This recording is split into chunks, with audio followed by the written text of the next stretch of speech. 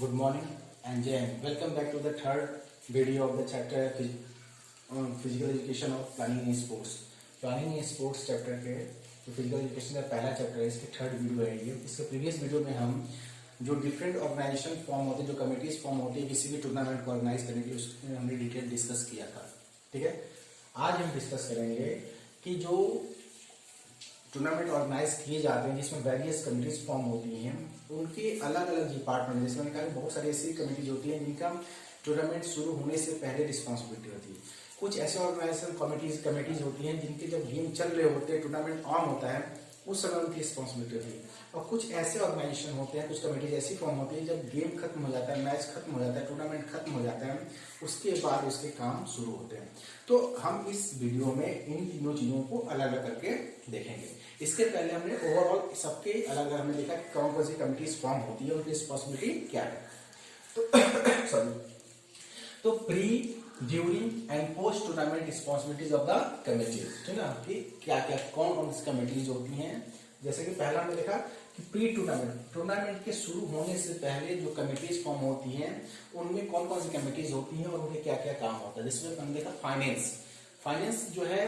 जो finance committee होती है, ये अब देखा जाए जो हमने डिस्कस किया था, जो सबसे लास्ट कमेटी थी, इसका काम जो है टूर्नामेंट के शुरू होने से पहले, टूर्नामेंट के समय और टूर्नामेंट के बाद, तीनों समय उसके काम होते हैं। तो सबसे पहले कभी भी कोई टूर्नामेंट जब शुरू होता है तो उससे पहले क्या होता है कि हम उसका बजट तैयार करते हैं कि इस टूर्नामेंट को ऑर्गेनाइज कराने में कितने पैसे खर्च होंगे। फॉर एग्जाम्पल,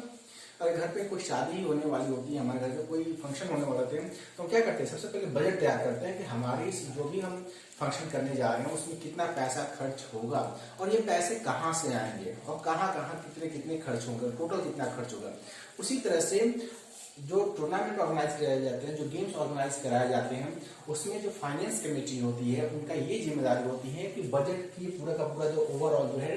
उसमें वो रखते हैं कि कितना पैसा कहाँ पे खर्च करना होंगे। ठीक है, तो पहला काम होता है टूर्नामेंट शुरू होने से पहले ही काम होता है कि बजट तैयार करना कि मेरे इस टूर्नामेंट में कितने पैसे खर्च होंगे, ताकि बाद में जाके पैसे की शॉर्टेज की वजह से कोई जो है मिस्टेक्स या कोई जो है आप कह सकते हो कोई गड़बड़ी ना हो। ठीक है, इसके अलावा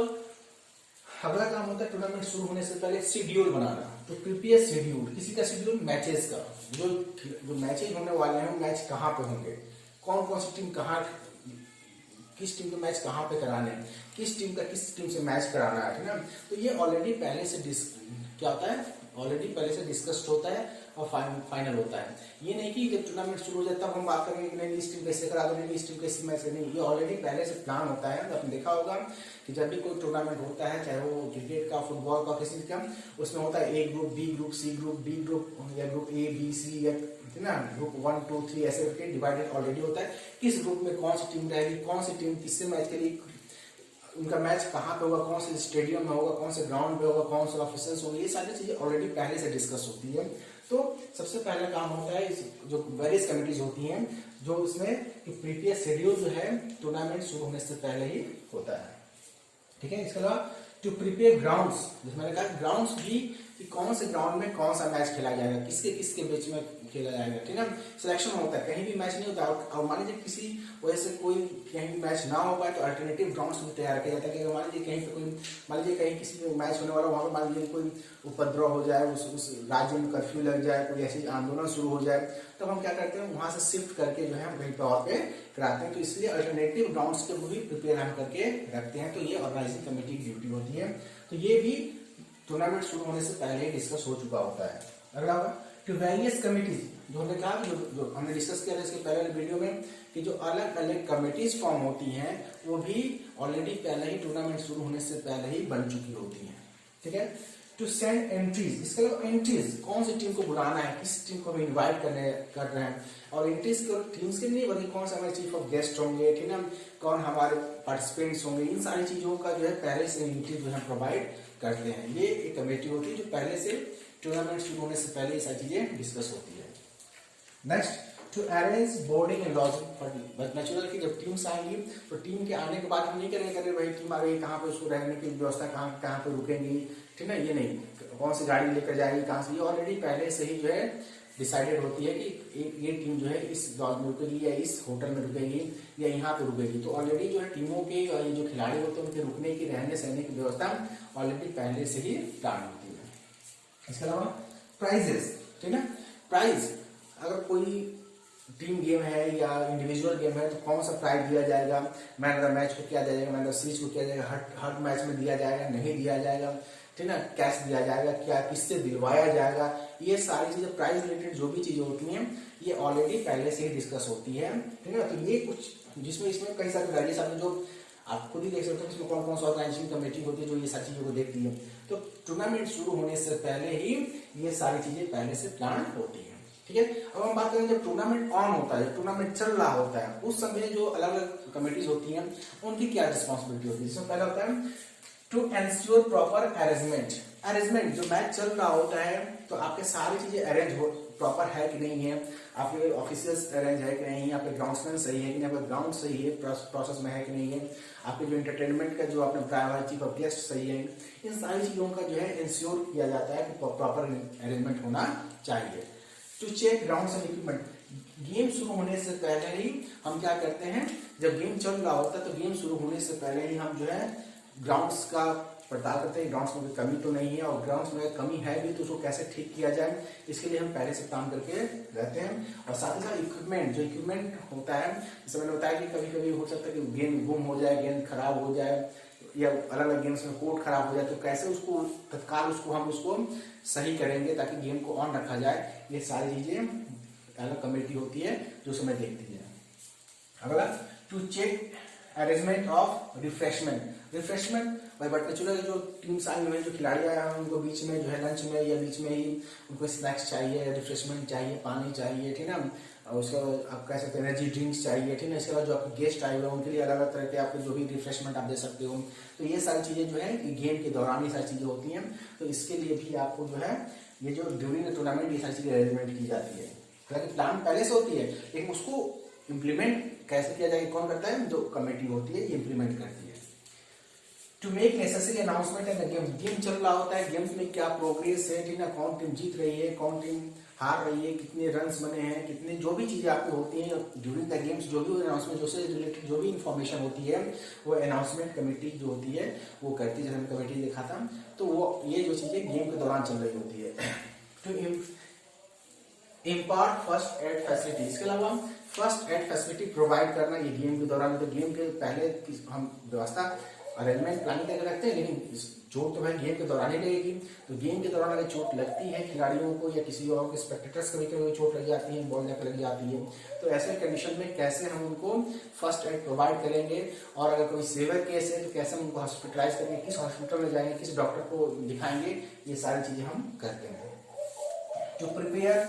स्कोर शीट एंड रिकॉर्ड, इसके अलावा जब गेम चल रहा होता है तो स्कोर बोर्ड आपने देखा होगा, स्कोर बोर्ड चल रहे होते हैं, इलेक्ट्रॉनिक स्कोर बोर्ड होते हैं, पहले मैनुअल हुआ करता था अब इलेक्ट्रॉनिक हुआ करता था, लेकिन इलेक्ट्रॉनिक होने के बावजूद भी उस रिकॉर्ड को रखना होता है कि लास्ट में आपको जैसे मैंने अगर सीरीज देना है, आपको लास्ट में देखना है टूर्नामेंट खत्म होगा सबसे अच्छा किसने परफॉर्मेंस किया, तो बाकी उस रिकॉर्ड को अपने पास आप रखते हो, तो मैनुअली भी होता है और इलेक्ट्रॉनिक थ्रू भी होता है, तो इस चीजों को हम रिकॉर्ड करके अपने पास रखते हैं। जो भी डाटा होते हैं, जो स्कोर शीट होती है मैच से रिलेटेड, वो सारी चीजें हैं जो अलग अलग टर्म्स होते हैं, जो मार्क्स देने, जो नंबर देने होते हैं, पॉइंट देने होते हैं, जो भी करना होता है उसके हम डाटा शीट ऑलरेडी हम अपने पास प्रिजर्व करते हैं।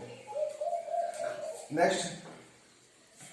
To provide information to the print and electronic media, आपने देखा होगा कि मैच चल रहा होता है और न्यूज पे सुनते हैं कि भारत के इतने विकेट गिर गए हैं या भारत ने ओलंपिक में ये मेडल जीत लिया, तो ये मैसेज गेम तो चल रहा होता है, वो चल रहा है इंग्लैंड में और हमें यहाँ पर पता चलता है अपने घर बैठे हुए। कैसे होता है, तो कहीं ना कहीं एक अटैचमेंट होता है जो ऑर्गेनाइजिंग कमेटी होती है और मीडिया के थ्रू, तो मीडिया को समय समय पे आपका जो भी गेम चल रहा होता है, टूर्नामेंट चल रहा होता है, उसके रिजल्ट, उसकी आउटगोइंग क्या चल रही है, इसको प्रिंट मीडिया और इलेक्ट्रॉनिक मीडिया दोनों को बतानी होती है, तो ये गेम के दौरान होता है, ठीक है। और last to maintain proper discipline, इसके अलावा गेम्स में डिसिप्लिन का बहुत बड़ा रोल है कि खिलाड़ी आपस में झगड़ा ना करे, रेफरी के ऊपर कोई झगड़ा ना हो जाए, स्पेक्टेटर्स ना घुस जाए, स्पेक्टेटर्स कोई इनडिसिप्लिन काम ना करे, इन सारी चीजों को रखने के लिए सिक्योरिटी गार्ड्स, ठीक ना, और भी जो भी हमें जरूरत होती है उन चीजों को हम रखते हैं, वहां पर रखे जाते हैं ताकि उन सारी चीजों को वो डिसिप्लिन को चेक कर सके। तो ये कुछ रिस्पॉन्सिबिलिटीज होती हैं, जो काम होते हैं, जो गेम जब चल रहे होते हैं, जब टूर्नामेंट चल रहे होते हैं, जब मैचेस चल रहे होते हैं, तब ये सारी चीजें हम परफॉर्म करते हैं। अब जब गेम खत्म हो जाता है, मैच खत्म हो जाता है, टूर्नामेंट ऑफ हो जाता है, तब कुछ कमिटीज होती हैं उनकी रिस्पॉन्सिबिलिटी होती है। जैसे पहला है to give away the prizes distribute किए जाते हैं। देखा हर मैच के बाद बुलाया जाता है लोगों को, ठीक ना, उसमें देखा होगा कि मैन ऑफ द मैच किसी से दिलवाया जाता है, ठीक ना, मोस्ट वैल्यूएबल प्लेयर, और बहुत सारे ऐसे कैटेगरी में जो है प्राइजेस दी जाती हैं। तो कौन से प्राइज दिलाने हैं, ये पोस्ट टूर्नामेंट में, ये जो हर टूर्नामेंट के बाद होते हैं, मैच के बाद होता है। टू प्रोवाइड डिटेल रिजल्ट्स आप पूरे टूर्नामेंट में किसी को मैंने तो सीख दे रहे हो तो बताएंगे ना हम कि इसने पूरे मैच में कितना विकेट लिए, कितने भी रन बनाए, या अगर आप ओलंपिक में है तो रेसलिंग में किसको हरा के फाइनल तक पहुंचा है, फाइनल में किसको हरा है, कितने पॉइंट्स आ रहा है। तो ये पूरे डिटेल जो इन्फॉर्मेशन जो होती है, ये जो है क्या होता है, डिटेल रिजल्ट जो है प्रोवाइड किए जाते हैं। टू प्रोवाइडिंग सिक्योरिटी रिफंड्स बहुत सारे ऐसे टूर्नामेंट्स होते हैं जहाँ पे जो पार्टिसिपेंट्स टीम्स होती हैं वो अपना एक सिक्योरिटी फंड यानी पैसा, एंट्री फीस जमा करती है, और जब वो टीम हार जाती है, फाइनल तक या सेमीफाइनल तक नहीं पहुंच पाती है, जब वो वापस चली जाती है पहले ही, तो उनकी सिक्योरिटी मनी उनको वापस की जाती है। तो ये भी मैच खत्म होने के बाद या टूर्नामेंट खत्म होने के बाद ही ये होता है। तो इसके लिए एक अलग ऑर्गेनाइजेशन कमेटी होती है। To collect all the records of the fight, और जो भी पूरे टूर्नामेंट में अलग अलग टीम्स में कैसे परफॉर्म किया, अलग अलग खिलाड़ियों ने कैसे परफॉर्म किया, उनके रिकॉर्ड्स को अपने पास प्रिजर्व रखना, ताकि उस रिकॉर्ड्स को आप जो इंटरनेशनल लेवल के जो आपकी ऑर्गेनाइजेशन कमेटी है, जैसे आप फॉर एग्जाम्पल फुटबॉल करा रहे हो तो फीफा को आप हैंड ओवर कर रहे हो, क्रिकेट करा रहे हो तो आईसीसी को हैंड ओवर करा रहे हो, किस खिलाड़ी ने कितना, तभी तो वो बताता है ना कि पूरे वर्ल्ड का डाटा तैयार करेगी कि किस खिलाड़ी ने कितने सेंचुरी मारे हैं, कौन नंबर 1 है, कौन 2 है, तो कहेंगे डाटा को प्रिजर्व रखे जाते हैं। To make payment to the officers and the others, इसके अलावा जो ऑफिसर्स अपने रखे हुए हैं, जो अपने जो कमेटीज में अपने जो मेंबर्स रखे हुए हैं, चाहे वो अलग अलग ऑर्गेनाइजिंग कमेटी की हो, या ग्राउंड स्टाफ की हो, या ग्राउंड्समैन की हो, या फिर आपके सिक्योरिटी गार्ड्स हो, या मैच ऑफिसर्स हो, रेफरीज हो, अंपायर्स हो, थर्ड अंपायर हो, जो भी इन्वॉल्व है इस टूर्नामेंट को सक्सेसफुल बनाने में, उनकी पेमेंट जो है टूर्नामेंट के बाद की जाती है। ऐसे ड्यूरिंग टूर्नामेंट भी की जाती है, लेकिन मैक्सिमम जो पेमेंट होती है वो टूर्नामेंट खत्म होने के बाद ही की जाती है। तो ये भी एक रिस्पॉन्सिबिलिटी होती है, उसके लिए ऑर्गेनाइजिंग कमेटी होती है। To prepare records of the expenditure, इसके अलावा टोटल पैसे कितने खर्च हुए, जैसे मैंने कहा फाइनेंस कमेटी का पहला काम है बजट को तैयार करना, कितना खर्च होगा, लेकिन एक्चुअली कितना खर्च हुआ, ठीक ना, ये तो बताना पड़ेगा ना उस टूर्नामेंट कमेटी, पूरे कमेटी को जो हेड होगा, डायरेक्टर को, इस टूर्नामेंट को ऑर्गेनाइज करने में इतने पैसे खर्च हुए, हमारे पास इतने पैसे यहाँ से आए, यानी पूरा एक्सपेंडिचर, कितने पैसे आए, कितने खर्च हुए, कितने पैसे कहाँ से आए, किसको कितने पैसे दिए गए, ये पूरा का पूरा जो है बजट तैयार। पहले तो आप क्या करते हो, बजट जो है तैयार करते हो कि इतना में हो जाना चाहिए, इतने में खर्च आएगा, लेकिन कभी कभी खर्च ज्यादा भी हो सकता है और कम भी हो सकता है, लेकिन जो भी होगा आपको हिसाब तो देना पड़ेगा। तो एक एक्सपेंडिचर तैयार किया जाता है मैच खत्म या टूर्नामेंट खत्म होने के बाद। To present mentors to the chief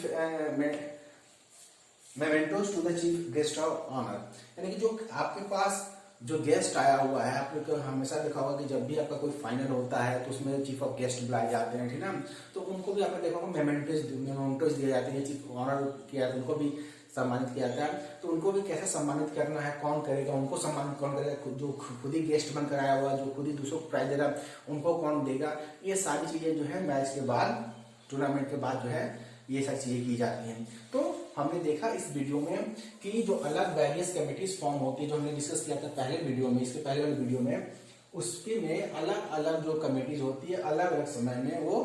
काम करती हैं। कुछ कमिटीज ऐसी होती हैं कि जो pre tournament, during tournament and post tournament तीनों में इन्वॉल्व होती है। कुछ ऐसे कमिटीज होती है जिनका प्री में या ड्यूरिंग में या पोस्ट टूर्नामेंट में उनकी रिस्पॉन्सिबिलिटी होती है। तो ओवरऑल देखा जाए तो ये अलग अलग जो वेरियस कमिटीज फॉर्म होती हैं उनकी अलग अलग समय में अलग अलग रिस्पॉन्सिबिलिटी होती है, ठीक है। तो इस वीडियो में हम इतना ही डिस्कस करेंगे। अगले वीडियो में हम डिस्कस करेंगे टूर्नामेंट के बारे में, कि जो हम अलग अलग टूर्नामेंट की बात कर रहे हैं, तो टूर्नामेंट कैसे होता है, टूर्नामेंट का मतलब क्या होता है, उसकी मीनिंग क्या है, और कितने तरह के टूर्नामेंट होते हैं, टूर्नामेंट के फीचर्स कैसे होते हैं, कैसे टूर्नामेंट ऑर्गेनाइज कराए जाते हैं, ये सारी चीजें डिस्कस करेंगे। Till then, thank you and जय हिंद।